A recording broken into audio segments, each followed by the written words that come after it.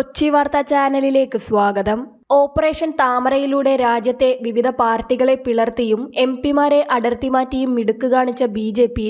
ലോക്സഭയിൽ ഒറ്റക്ക് ഭൂരിപക്ഷമുണ്ടാക്കുന്നതിനാവശ്യമായ നടപടിയിലേക്കാണ് കടക്കാനൊരുങ്ങുന്നത്. മൂന്നാം നരേന്ദ്രമോദി സർക്കാർ ഞായറാഴ്ച അധികാരമേറ്റുകഴിഞ്ഞാൽ ഓപ്പറേഷൻ താമരയ്ക്കും അതോടെ തുടക്കമാകും. ഈ നീക്കങ്ങൾക്ക് അമിത്ഷാ തന്നെ നേരിട്ട് ചുക്കാൻ പിടിക്കാനാണ് സാധ്യത.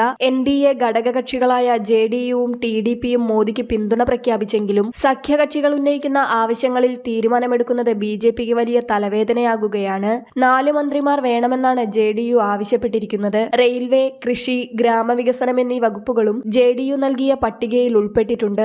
6 മന്ത്രിമാരെ നൽകണമെന്ന നിർദ്ദേശമാണ് ചന്ദ്രബാബു നായിഡു മുന്നോട്ട് വെച്ചിരിക്കുന്നത്. ധനകാര്യ മന്ത്രാലയത്തിൽ TDPക്ക് പ്രത്യേക താൽപര്യമുണ്ട്. എന്നാൽ ഈ വകുപ്പിന് കീഴിലാണ് എൻഫോഴ്സ്മെന്റ് ഡയറക്ടറേറ്റ് വരിക എന്നതിനാൽ BJP ഒരു കാരണവശാലും വിട്ടുനൽകുകയില്ല. സമ്മർദ്ദം ശക്തമായാൽ സഹമന്ത്രി സ്ഥാനം നൽകി അനുനയിപ്പിക്കാനാണ് സാധ്യത.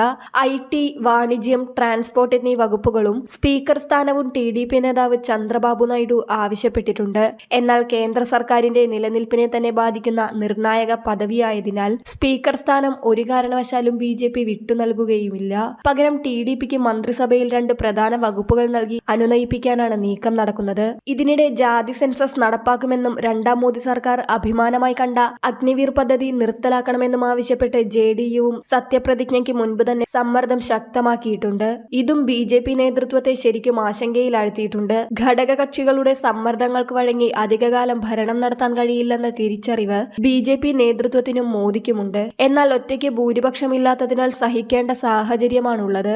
543 അംഗ ലോക്സഭയിൽ 293 അംഗങ്ങളാണ് BJP നേതൃത്വം നൽകുന്ന NDAക്കുള്ളത്. ഇതിൽ 240 സീറ്റുകളും BJPയുടേതാണ്. JDUവിന് 12ഉം TDPക്ക് 16 സീറ്റുകളാണ് ലോക്സഭയിലുള്ളത്. 240 സീറ്റുകളുള്ള BJPക്ക് ഒറ്റയ്ക്ക് ഭരിക്കാനുള്ള ഭൂരിപക്ഷം ലഭിക്കണമെങ്കിൽ 272 സീറ്റുകളാണ് വേണ്ടത്. LJP, ശിവസേന, JDU തുടങ്ങിയ ഏതാനും MPമാർ മാത്രമുള്ള പാർട്ടികൾക്ക് പോലും വലിയ പരിഗണന നൽകേണ്ട ഗതികേടിലാണ് BJP.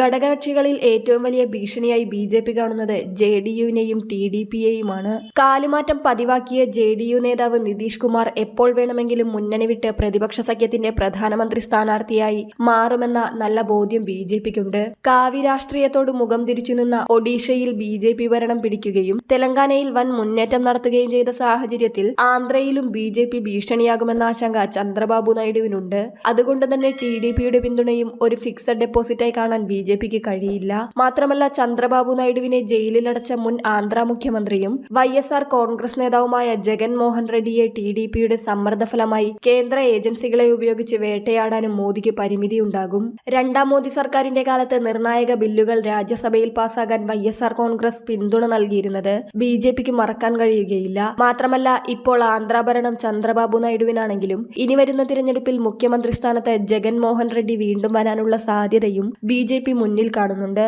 അഥവാ TDP മുന്നണി വിട്ടാൽ YSR കോൺഗ്രസിന്റെ 4 MPമാരുടെ നിരുപാധിക പിന്തുണയും മോദിക്ക് ലഭിക്കും. ഘടകകക്ഷികളുടെ സമ്മർദ്ദത്തിന് വഴങ്ങി ഭരിക്കാൻ നരേന്ദ്രമോദിക്കും താൽപര്യമില്ലാത്തതിനാൽ ബദൽ സംവിധാനത്തിനുള്ള നീക്കങ്ങൾ വരും ദിവസങ്ങളിൽ കൂടുതൽ ശക്തമാകുമെന്ന് തന്നെയാണ് സൂചന. ലോക്സഭയിൽ ഭൂരിപക്ഷം തെളിയിച്ചു കഴിഞ്ഞാൽ പിന്നെ 6 മാസത്തേക്ക് അവിശ്വാസ പ്രമേയം കൊണ്ടുവരാൻ പ്രതിപക്ഷത്തിന് കഴിയുകയില്ല.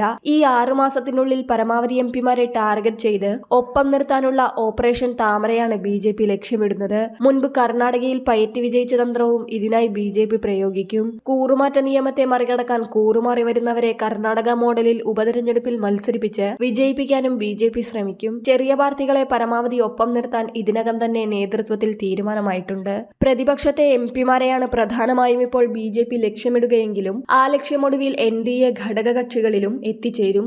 JDU, TDP പാർട്ടികളെ അധികം താമസിയാതെ തന്നെ BJP പിളർത്തുമെന്നാണ് ഒരു വിഭാഗം രാഷ്ട്രീയ നിരീക്ഷകരും ചൂണ്ടിക്കാട്ടുന്നത്. ഇങ്ങനെയൊക്കെ സംഭവിച്ചാൽ NDA ഭരണം 1 വർഷം പൂർത്തിയാക്കും മുൻപ് തന്നെ BJP ഒറ്റയ്ക്ക് കേവല ഭൂരിപക്ഷം നേടിയാലും അത്ഭുതപ്പെടേണ്ടതില്ല.